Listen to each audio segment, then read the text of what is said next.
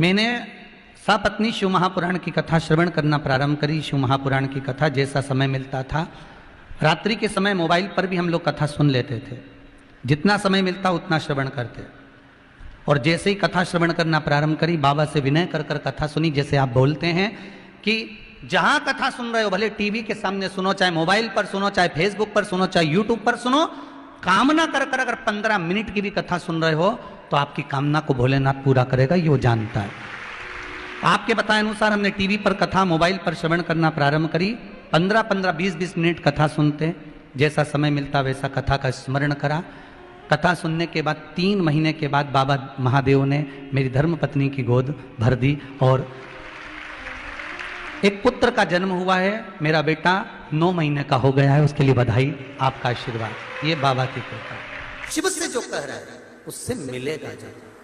अब जरा विचार करिए, वो 12 साल से दवाई खा रहा है और डॉक्टर को हर बार दिखाने जा रहा है, उसमें लिखा है, और हर बार डॉक्टर कहता है ये ब्लॉकेज रहेगा, दवाइयां खाना पड़ेगी, दवाई खाओ। पर एक विश्वास मेरे शंभू का, एक विश्वास मेरे शंकर का और एक विश्वास मेरे देवाधिदेव महादेव पर करा तो वो 12 साल से चल रही गोली दवाई भी बाबा ने बंद करा दी। ये शिव कृपा है, ये उसकी उदारता है। कहो आप दिल से, ऐसे ही मत जाओ शिव महापुराण की कथा में कि हमें टाइम पास करने जाना है। ऐसे ही नहीं जाओ शिव महापुराण की कथा में कि हमें भीड़ बढ़ाने जाना है। ऐसे ही मत जाओ शिव महापुराण की कथा में कि हमें कहीं किसी ने बुलाया होगा तो हमें जाना नहीं।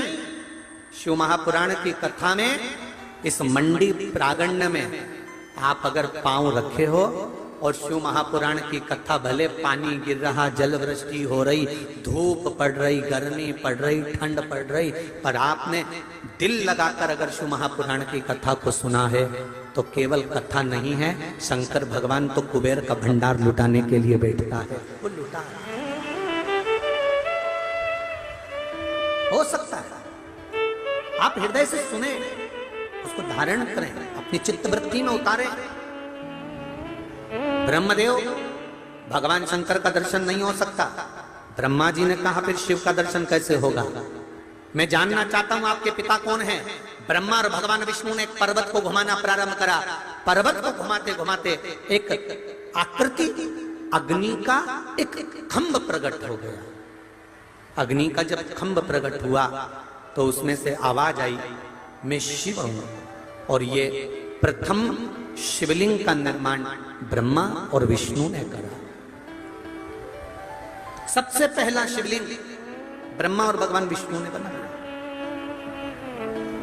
जो देखा ब्रह्मा जी ने कि शिवलिंग तो इतना बड़ा, शंकर भगवान का स्वरूप इतना बड़ा, तो इनके चरण कहां होंगे और इनका शीश कहां होगा?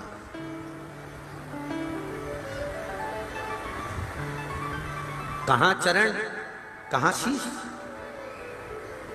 पता लगाया। भगवान विष्णु से भगवान ब्रह्मा जी ने कहा, मेरा मन है कि मैं शंकर भगवान का शीश देखकर आऊं, इस शिवलिंग का आखिरी सिरा देखकर आना, और भगवान शंकर का चरण भी देखकर आना।